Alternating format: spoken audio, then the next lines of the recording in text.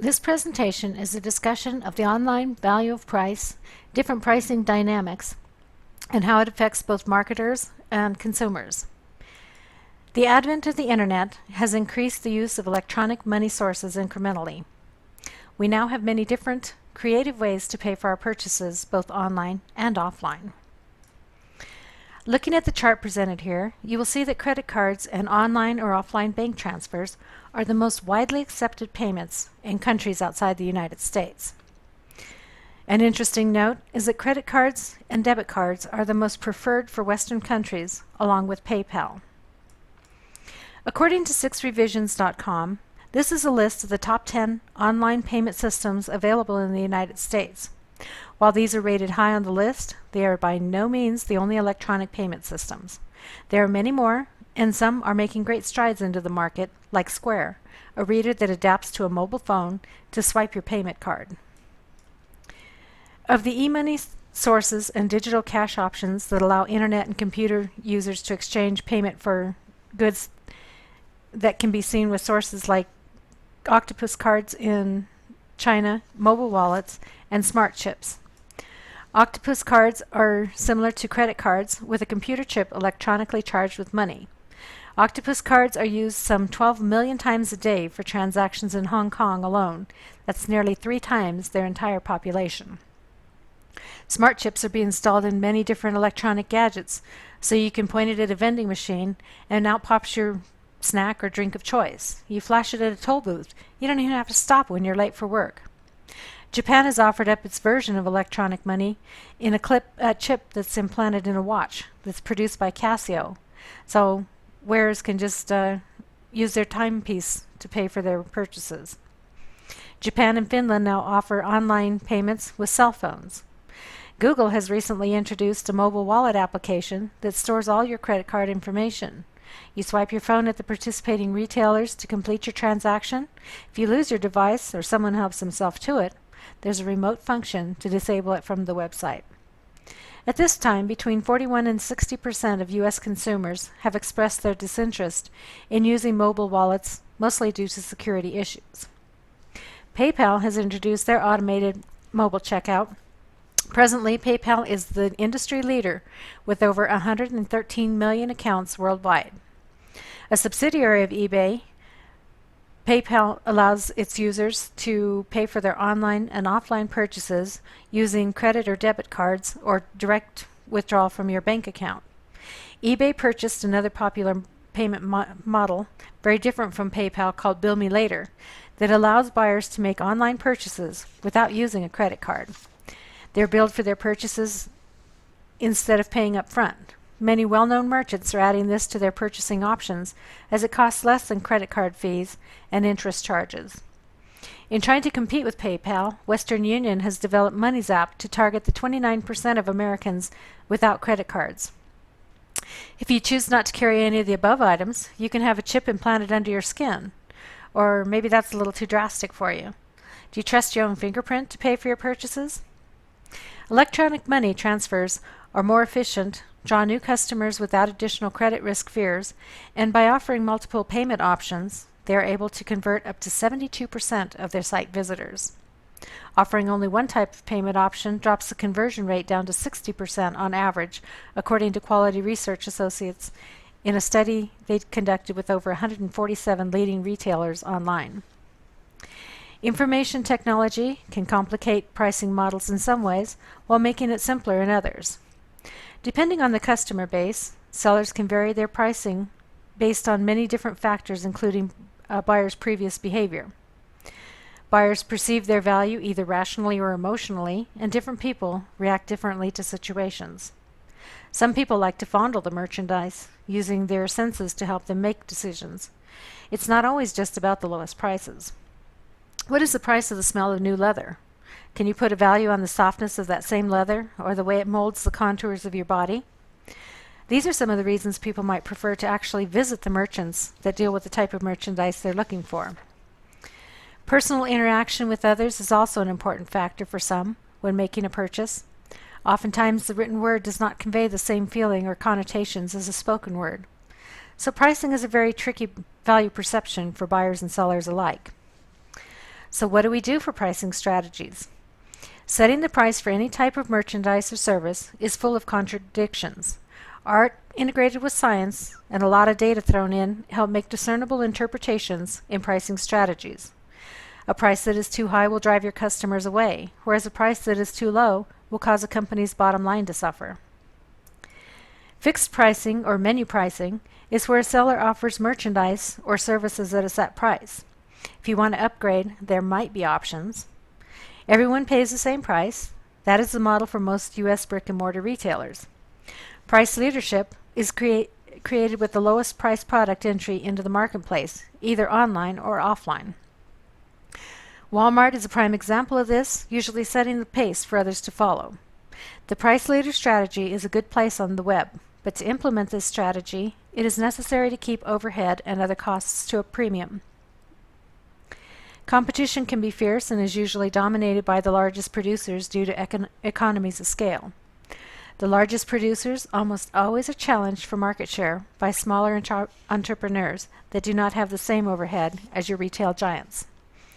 Therefore, sometimes the second lowest price item gains market share if perceived benefits for paying a little extra can be overcome. One strategy merchandisers use is promotional pricing to entice the first-time purchasers and encourage repeat business.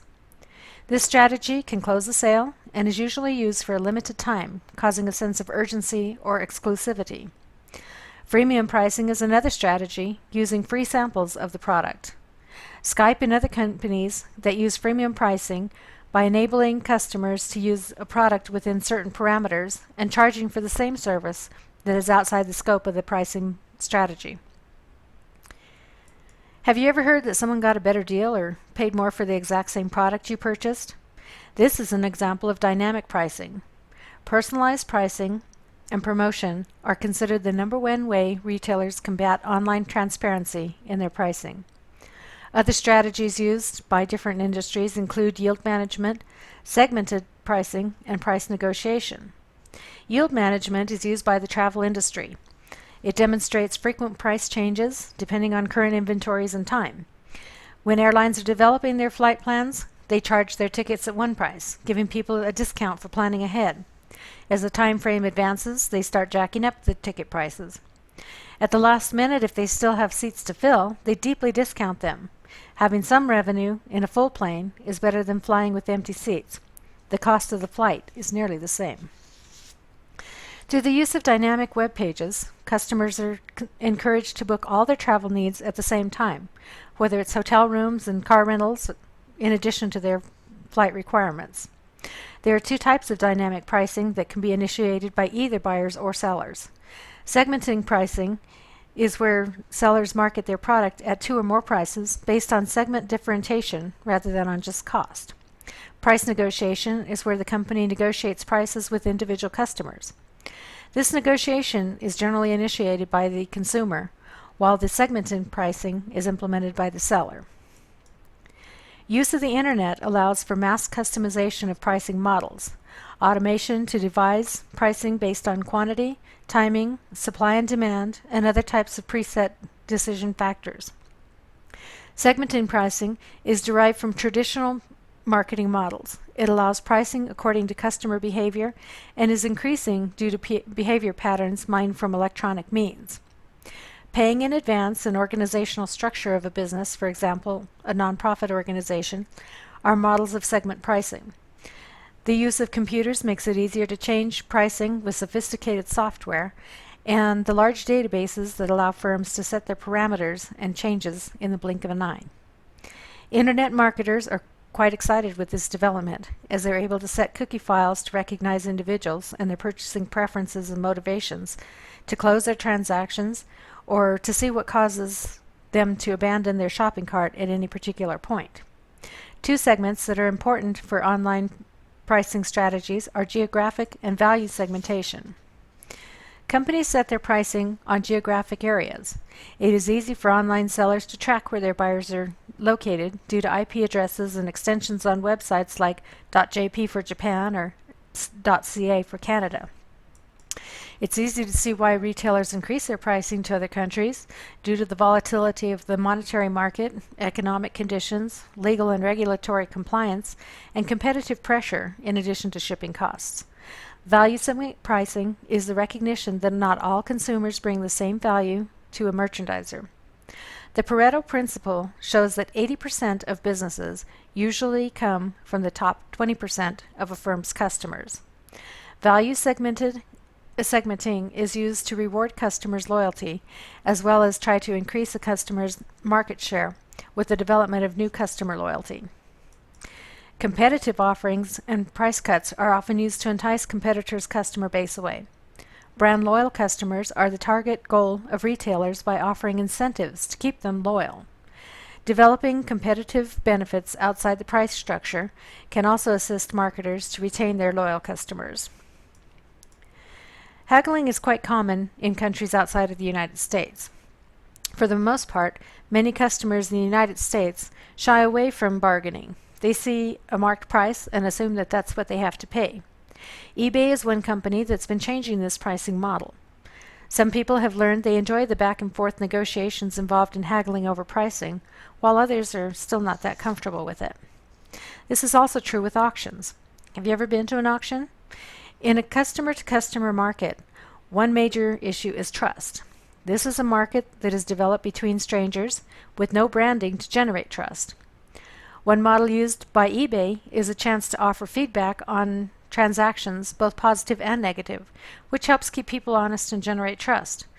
Unfortunately, like most things humans participate in, there are ways to scam even this type of feedback. Positive feedback purchasing has arisen where sellers can buy positive feedback to increase their ratings. Auctions in the business-to-business marketplace are a great way to unload surplus inventory. Pricing is set by auction at prices that are set by the market. UBID is one company that assists over 7,000 businesses to unload over $2 billion in excess inventory. Another option is renting as opposed to purchasing software. The advantage of this pricing model for consumers and businesses is that they have the most current, up-to-date software available with one particular software company. The disadvantage is that you're constantly paying, usually a monthly or annual fee, to use their software. I recently took a Photoshop class and was given a 30-day trial for their software program. The 30-day trial was not long enough for the 8-week class, but I did purchase access to the software for a year because I like the software. In my opinion, I would prefer to own the software instead of having to pay all the time for a service I do not have time to use all that often. But because I truly enjoy the program, I did not want to give up my subscription. There are many examples, probably in your own academic studies, where you have rented software. Pearson Learning Solutions, for example, is a classroom study and testing platform that you might have used. Beyond the academic level, there are other powerful software programs available for rent, like Salesforce.com, that is an incredibly complex customer retention management program that is expensive initially and requires additional investments of both time and upgrades. As you can see from the information presented to you, there are many ways that payments can be arranged for both online and offline pricing, whether it is what is accepted geographically or for convenience and personal preference. There are also many different strategies that are used for product and service pricing, whether for a fixed location, gaining market share, offering promotions to attract customers, or free services that are actually paid by customers' true habits, like Skype. Sometimes the free part of a freemium pricing is offset by additional marketing, pop-ups from other companies trying to increase their own market share. Pricing can also be accomplished through yield management, segmentation, price negotiation, or auctioning. Other factors to consider are the advantages and disadvantages of outright purchase or renting software. It's not all necessarily driven by the almighty dollar. There are factors in place such as convenience, preference, trust, and even honesty. Time management can also be a factor. Is it better to have an IT department to keep your computer systems running? Or is it better to allow the experts in that particular software development company to manage the upkeep of their programs, thereby allowing your staff to keep generating money in sales instead of fretting because there's a software glitch and no one seems to know how to fix it? Sometimes it is all about the money. The more you can afford in advertising dollars, the sooner you're noticed by potential customers ahead of the competition. Ready with